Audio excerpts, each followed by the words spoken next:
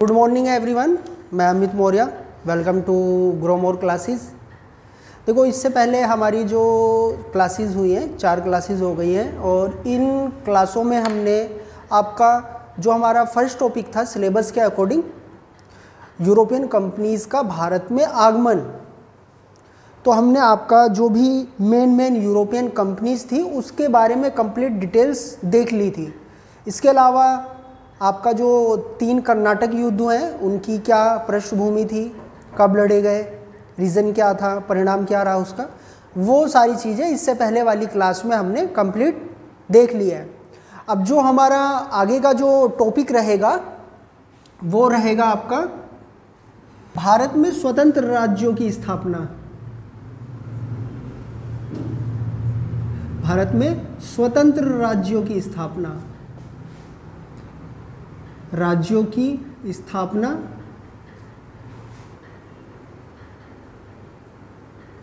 तथा इन राज्यों पर ब्रिटिश विस्तार।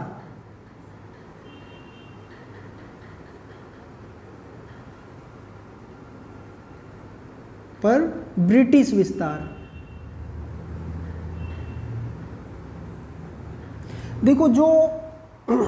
देखो हम सभी जानते हैं भारत जो था आपका 17वीं शताब्दी में 17th सेंचुरी में मुगलों के अधीन था और मुगलों के अधीन मजबूत एवं एकीकृत शासन व्यवस्था विद्यमान थी। ये बात कर रहे हैं हम 17वीं शताब्दी की, ठीक है।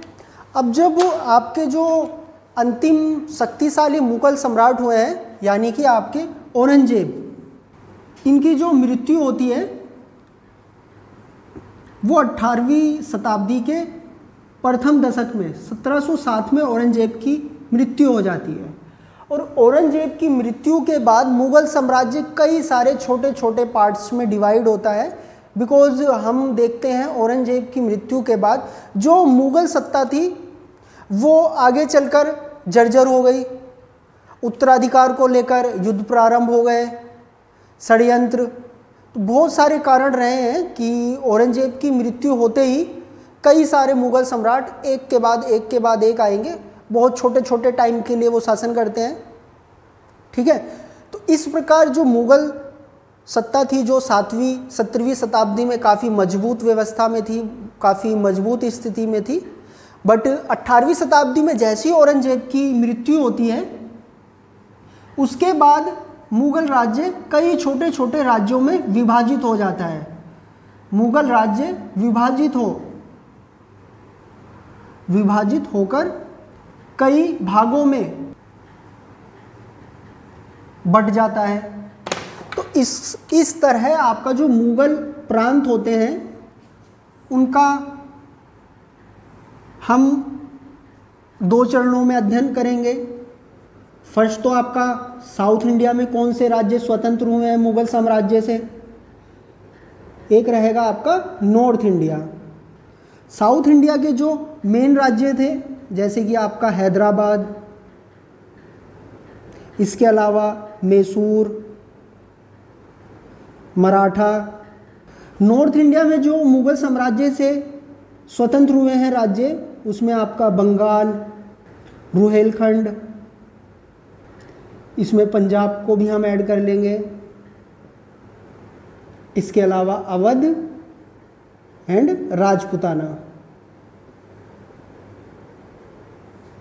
तो मुगल साम्राज्य जब अपनी अंतिम अवस्था में था या जब उसमें फूट डलने लग गई, हालत उनकी जर्जर हो गई, तो उसी दौरान जो मुगल सूबों में जो सूबेदार विद्यमान थे उन्होंने मुगल साम्राज्य से हटके अपने अपने नवीन साम्राज्यों की या नवीन राज्यों की स्थापना करी। साउथ इंडिया में कुछ ये राज्य थे, नॉर्थ इंडिया में कुछ ये राज्य थे। अब इनकी आगे की स्टोरी क्या रहेगी हम वो आगे देखते हैं। यहाँ पर हमें क्लियर हो गया है कि मुगल साम्राज्य के पतन के बाद कई सारे छोटे छोटे राज्य अस्तित्व में आते हैं। हमारा जो आगे का वर्क रहेगा हमें इन राज्यों के बारे में डिटेल से बात करनी है, ठीक है। तो सबसे पहले जो हम राज्य लेने वाले हैं आज के अपनी क्लास में, वो रहेगा बंगाल राज्य। ठीक है, स्वतंत्र बंगाल की स्थापना।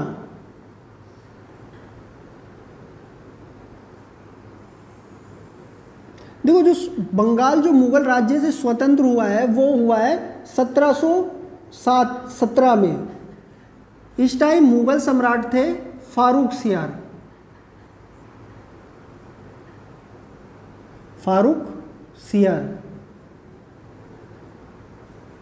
क्लियर है? तो इस क्रम में हम कुछ वंशानुक्रम शासन देख लेते हैं। बंगाल के नवाबों का वंशानुक्रम, बंगाल के नवाबों का वंशानुक्रम। जो सबसे पहले नवाब रहते हैं बंगाल में, उनका नाम रहता है मुर्शिद कुली खां। इनका जो टाइम पीरियड रहा है 1717 से 1727 तक। इसके बाद आते हैं सुजाउद्दीन, इनका टाइम पीरियड रहता है 1727 से 40 तक। इसके बाद आते हैं अलीवर्दी खां, इनका जो टाइम रहता है 1740 से 56 तक। और अलीवर्दी खां के बाद जो आते हैं सिराजुद्दौला, इनका जो टाइम पीरियड रहेगा ये ओनली 1 ईयर के लिए बंगाल के नवाब बनते हैं। और बंगाल की जो सारी स्टोरी है वो सिराजुद्दौला के आसपास ही घूमेगी। ठीक है ना? तो हमारे लिए इस स्वतंत्र बंगाल की स्थापना टॉपिक में सबसे मेन चेहरा जो है सिराजुद्दौला रहेगा। इसके अलावा सिराजुद्दौला के बाद मीर जाफ़र, और मीर जाफ़र के बाद मीर कासिम। तो ये कुछ वंशानुक्रम है बंगाल के नवाबों का। मीर जाफ़र का जो टाइम पीरियड रहा है 1757 से 60। मीर कासिम का टाइम पीरियड रहा है 1760 से 1763। ठीक है? तो ये हमारे कुछ वंशानुक्रम हो गए, एक के बाद एक कितने बंगाल के नवाब बने हैं, कितने शासक हुए हैं। अब हमें इन शासकों के बारे में 1 बाय 1 डिटेल से पढ़ना है, जो हमारे लिए इम्पोर्टेंट शासक हैं। ठीक है? तो सबसे जो पहले शासक हैं वो है मुर्शिद कुली खां। मुर्शिद कुली खां, देखो जो मुगल प्रांत होते थे उनको बोला जाता था सूबा, और सूबे का जो प्रधान होता था उसको बोला जाता था सूबेदार। तो आपके जो मुर्शिद कुली खां थे ये बंगाल के सूबेदार थे। बंगाल के सूबेदार थे किसके अधीन? मुगलों के अधीन।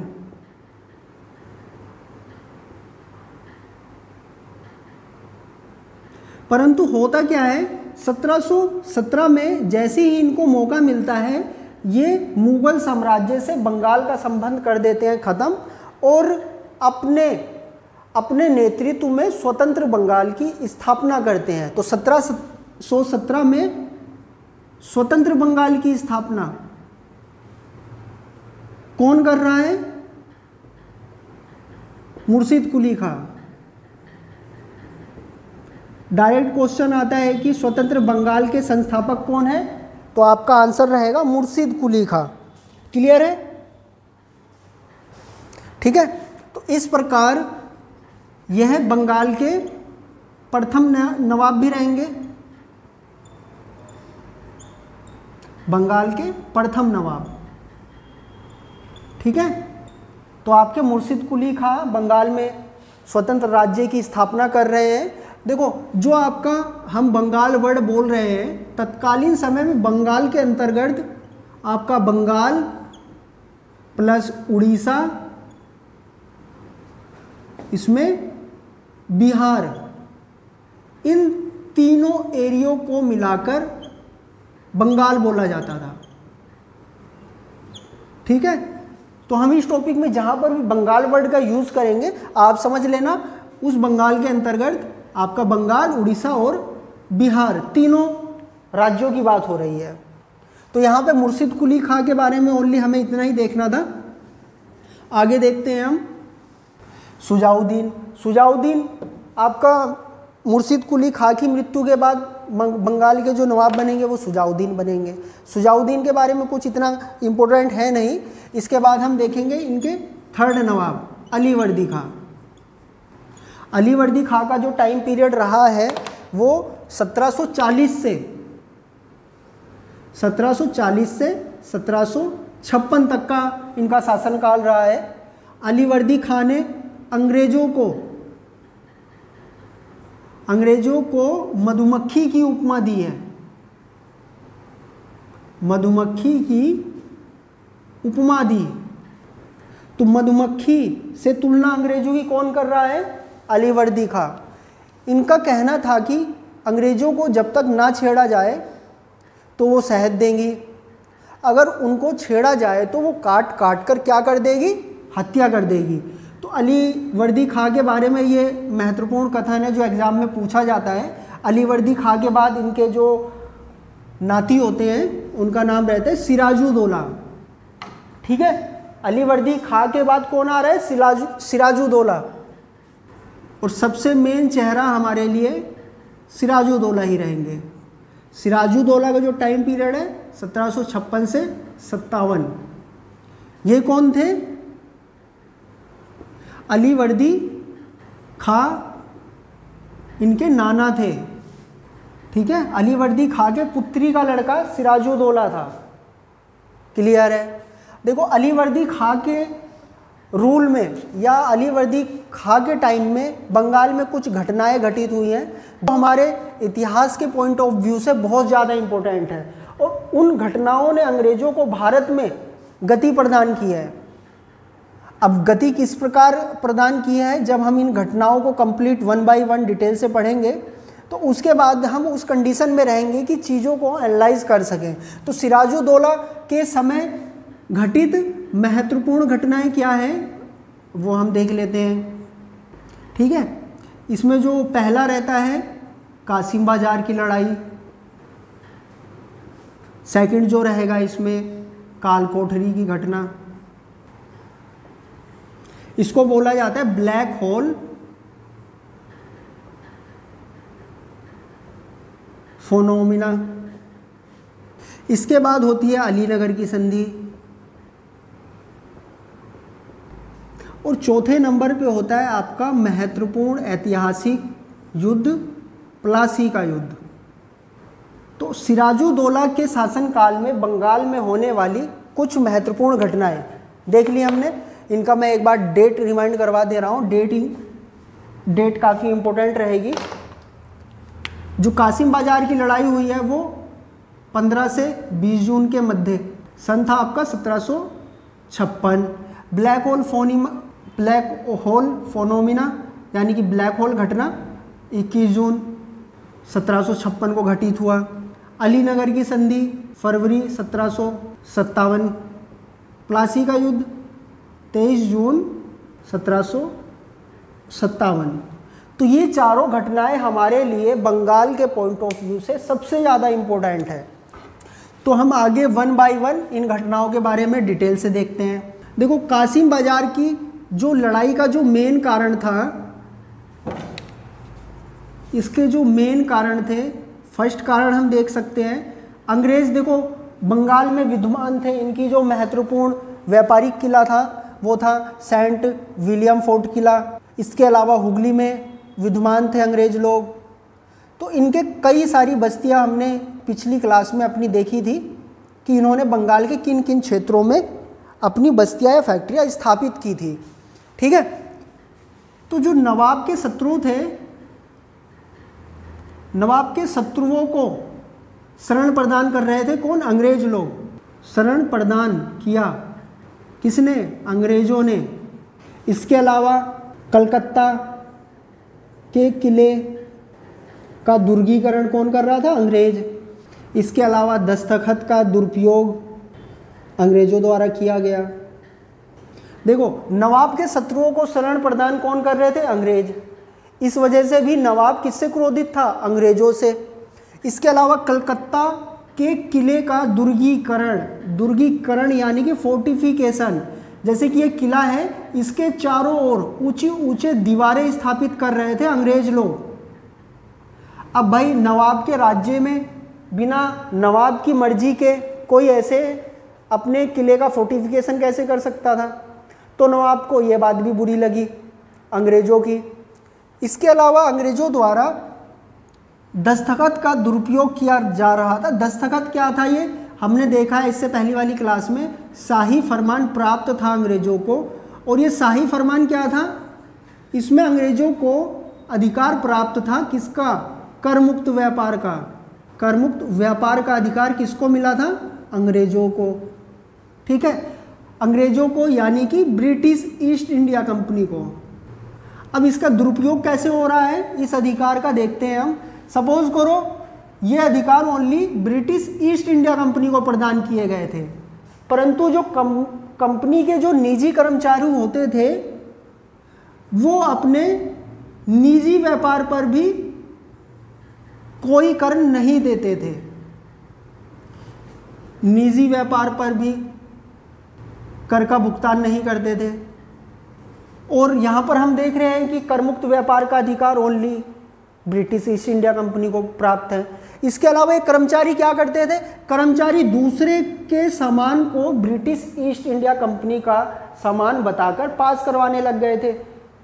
उनका चुंगी कर, मार्ग कर और जो अन्य प्रकार के कर रहते थे उनको बचाने में अन्य लोगों की हेल्प करते थे और उनसे मोटा ब्याज या मोटा पैसा मुनाफे में कमाते थे। तो काफ़ी ज़्यादा भ्रष्टाचार दस्तखत के नाम पे या शाही फरमान के नाम से बंगाल में हो रहा था। अब इस तरह हुआ कि आगे चलकर बंगाल की जो रिवेन्यू या टैक्सेशन पॉलिसी थी काफ़ी ख़राब हो गई और बंगाल के नवाब को जो कर मिलना चाहिए था वो अनुमान के हिसाब से बहुत कम प्राप्त होता था। तो इस बात से भी आपके जो नवाब थे बंगाल के सिराजुद्दौला वो अंग्रेज़ों से नाराज़ थे। और जो तत्कालीन सबसे महत्वपूर्ण कारण था वो था कलकत्ता के किले का फोर्टिफिकेशन। जब नवाब ने अंग्रेज़ों को मना किया कि आप कलकत्ता के किले का दुर्गीकरण नहीं कर सकते, तो अंग्रेज़ों ने इनकी बात नहीं मानी और फिर नवाब गुस्से में या क्रोधित होकर कलकत्ता में कासिम बाजार नामक स्थान पर आक्रमण करता है, जिसमें अंग्रेज़ों की पराजय होती है और अंग्रेज़ भागकर फुल्टा द्वीप में शरण लेते हैं। क्लियर है? तो कासिम बाजार लड़ाई के जो कारण थे वो हमने समझ लिया। इसका जो परिणाम रहा, परिणाम हम देख लेते हैं। परिणाम अंग्रेज़ों की पराजय। ये युद्ध था 15 जून से 20 जून के बीच लड़ा गया। इस युद्ध में लगभग 146 अंग्रेज बंदी बनाए गए।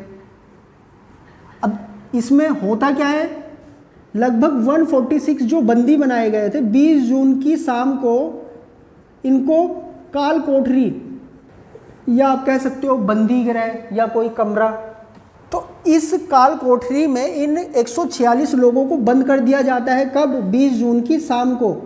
और जब नेक्स्ट डे 21 जून को इस बंदी गृह या काल कोठरी का दरवाज़ा ओपन किया जाता है तो इसमें लगभग 123 लोग मृत पाए जाते हैं। तो इसी को ब्लैक होल की घटना के नाम से संबोधित किया जाता है। और इस घटना का जो उल्लेख किया है वो ब्रिटिश अधिकारी होलवेल था।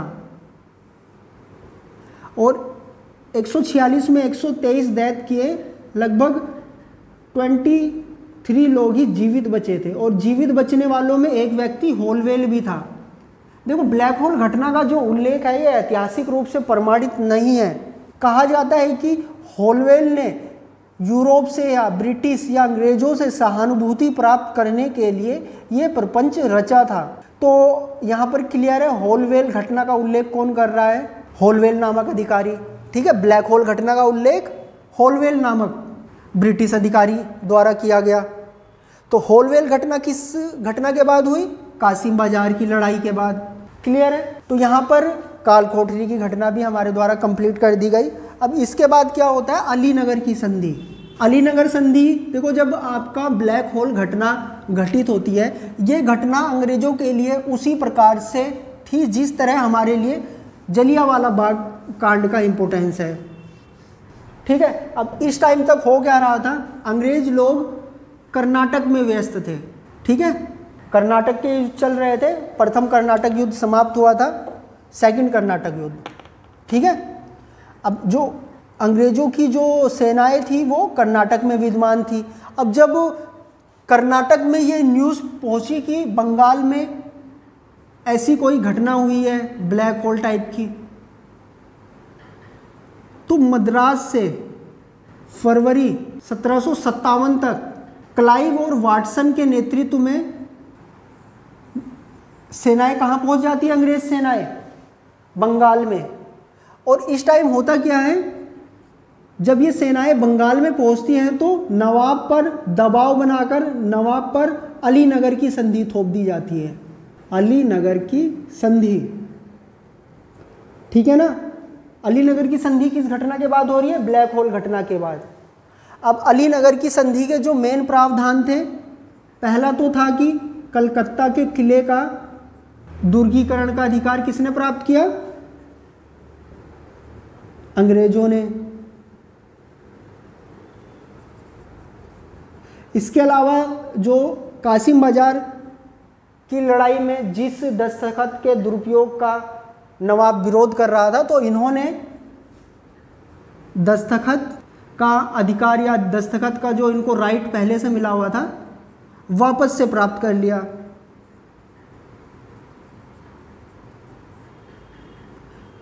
तो ये संधि किसके किसके मध्य हुई थी, ये आपका क्लाइव, रॉबर्ट क्लाइव वर्सेस नवाब सिराजुद्दौला।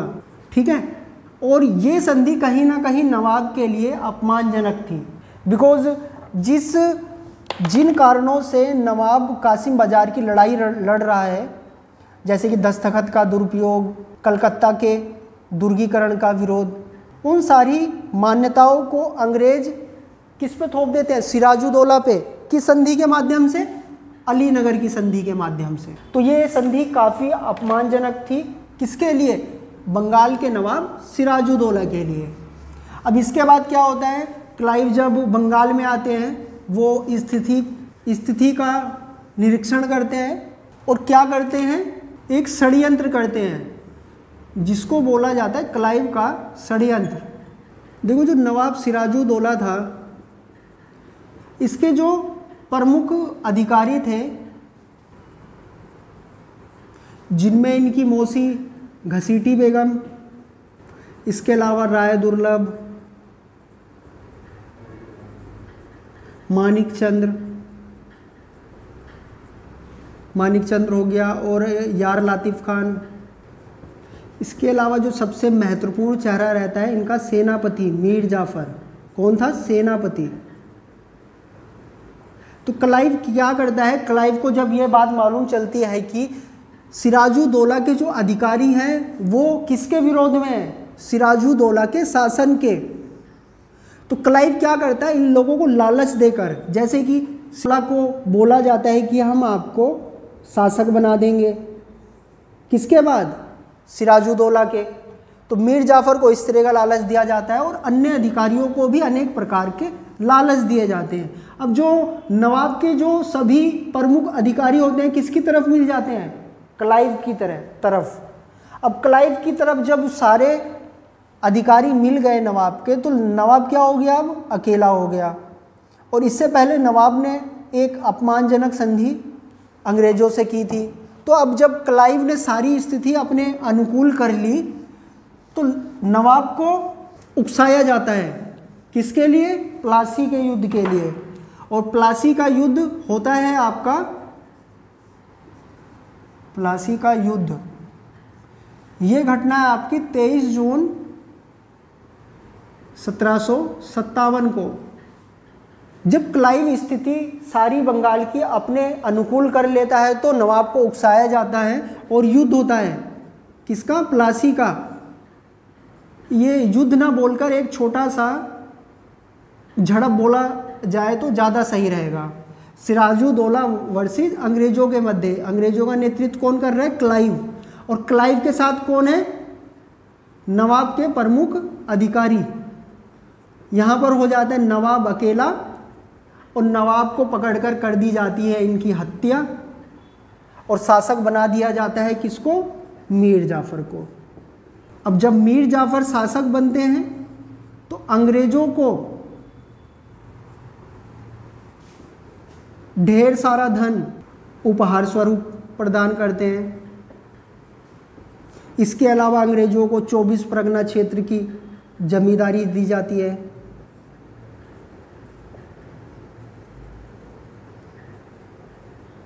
चूंकि मीर जाफ़र अंग्रेजों की कृपा से या अंग्रेजों के माध्यम से नवाब का शासक बना है, तो मीर जाफ़र बंगाल का प्रथम कठपुतली शासक भी कहा जाता है। कठपुतली शासक इसलिए बिकॉज इसको गद्दी पर कौन बैठा रहा है? अंग्रेज। ठीक है। अब प्लासी का युद्ध किस लिए महत्वपूर्ण है? बिकॉज अंग्रेजों ने इस युद्ध के माध्यम से बंगाल उस टाइम काफ़ी वैल्यूबल प्लेस था, बिकॉज यहाँ पर आपका उपजाऊ मैदान उपस्थित थे, जैसे कि आपका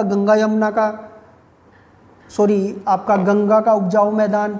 इसके अलावा यहाँ पर बंदरगाह उपस्थित थे, नौ परिवहन आसान था, समुद्री व्यापार की एक उत्तम दशा यहाँ पर विकसित थी। तो बंगाल का बहुत ज़्यादा इम्पोर्टेंस था इस टाइम में, और बंगाल पर कठपुतली शासक अंग्रेजों द्वारा बैठा दिया गया है। अब आगे चलकर क्या करते हैं अंग्रेज लोग? बंगाल में रिवेन्यू का अधिकार भी अपने हाथों में ले लेते हैं। किनसे? बंगाल के आगे आने वाले कठपुतली शासकों से। ये चीज़ें तो चलो हम अगली क्लास में देखेंगे। यहाँ पर हम देखते हैं क्लाइव के बारे में थोड़ा बहुत। प्लासी का युद्ध क्लियर हो गया। इसका जो मेन रीज़न क्या था, सिराजुद्दौला की हार इसमें किस प्रकार हुई, तो ये सारी चीज़ें क्लियर हो गई। तो जो रॉबर्ट क्लाइव है, इनके बारे में दो कथन महत्वपूर्ण है।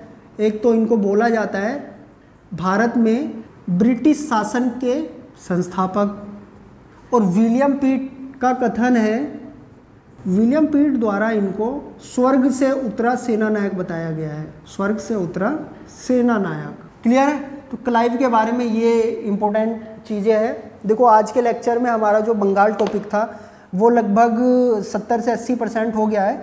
अभी जो हमारा नेक्स्ट क्लास में रहेगा उसमें हम देखेंगे बक्सर का युद्ध, और उसके बाद द्वैत शासन प्रणाली प्लस आपका इलाहाबाद की 2 संधियाँ। तो आई होप आपको क्लास समझ में आई होगी। बाकी हम मिलते हैं अपनी नेक्स्ट क्लास में। बाकी अगर अभी तक जिसने चैनल को सब्सक्राइब या लाइक नहीं किया है, प्लीज़ वो चैनल को सब्सक्राइब करें। Okay, thank you.